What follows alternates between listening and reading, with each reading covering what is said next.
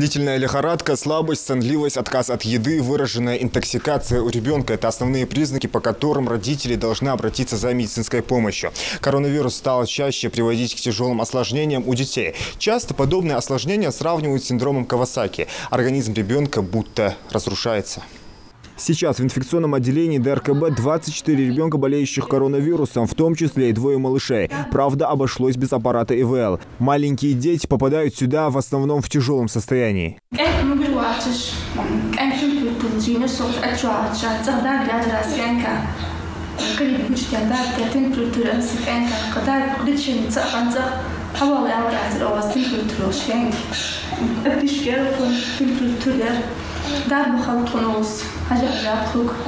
Всего в реанимации остаются 3 детей. Медики говорят, ковид – это семейная история. Вирус передается по цепочке. И уже трудно разобрать, кто первый заболел – ребенок или взрослый. За последние месяцы волна поступлений маленьких пациентов возросла. В реанимацию с поражением легких попадают и недельные малыши. Если у нас до этого мы отмечали только проявление по типу ОРВИ, это катаральное явление, сейчас мы видим, что и у маленьких деток отмечается поражение легких.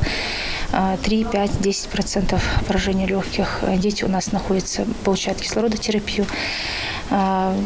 Дети более старшего возраста, 10-12 лет школьного возраста, тоже попадают к нам, обращаются уже с проявлениями дыхательной недостаточности. Сразу дети получают необходимую терапию и уже выписываем.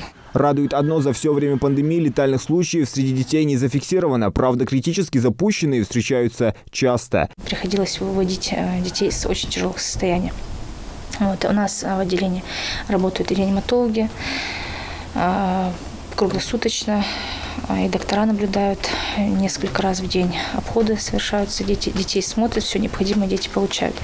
Как правило, мы детей выписываем с клиническим улучшением, с последующими рекомендациями под наблюдение участкового педиатра. Повторных случаев у нас не отмечалось за все это время. Даже при бессимптомном и легком течении коронавирус может вызывать отсроченное осложнение через 3 недели, а иногда и дольше. Изменения могут быть связаны с поражением таких органов, как сердце, почки, нервной системы и желудочно-кишечного тракта. Важно своевременно обращаться в больницу. Очень часто к нам поступают, госпитализируются в наше отделение дети, которые находились дома и получали симптоматическую терапию 8-9 дней, и в том числе и антибактериальную терапию. То есть без эффекта, без положительной динамики они к нам поступают уже в тяжелом состоянии.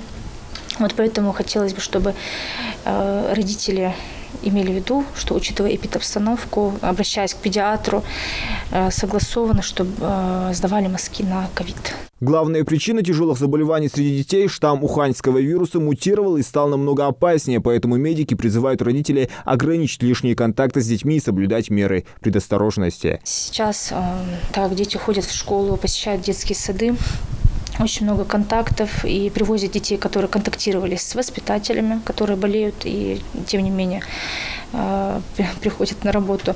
Контактируют дети и с одноклассниками.